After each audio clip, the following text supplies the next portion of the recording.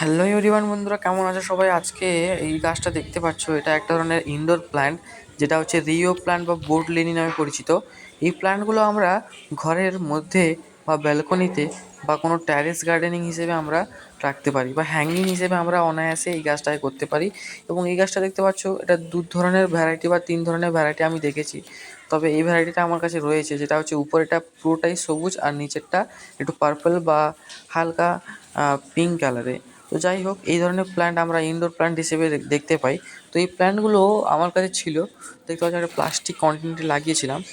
একটাই মাত্র ডাল লাগিয়েছিলাম, দেখতে পাচ্ছ কতটা ডালের বৃদ্ধি হয়েছে। এরকম আরেকটা কন্টেনার রয়েছে, এটাকে আমি আজকে একটু আলাদা জায়গায় রেখে দেবো এবং তোমাদের সামনে এটা শেয়ার করলাম যে এই ইনডোর প্ল্যান্টটাকে আমরা বাগানে রেখে অনায়াসে বাগানটাকে সুন্দর করে তুলতে পারি।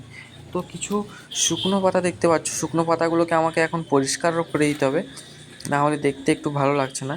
তো এগুলোকে পরিষ্কার করে আমি একটা অন্য জায়গায় একে শিফট করে দেবো, যাতে এ কিছুটা রোদ পেতে পারে। তো এটা একটু ছাইযুক্ত জায়গায় ছিল, একে মোটামুটি 5 থেকে 7 ঘন্টা রোদ দিতেই হবে। তবে সম্পূর্ণভাবে রোদ না দিলে এই গাছের বৃদ্ধি কমে যায় আর পাতাগুলো যেন নেতিয়ে পড়ে।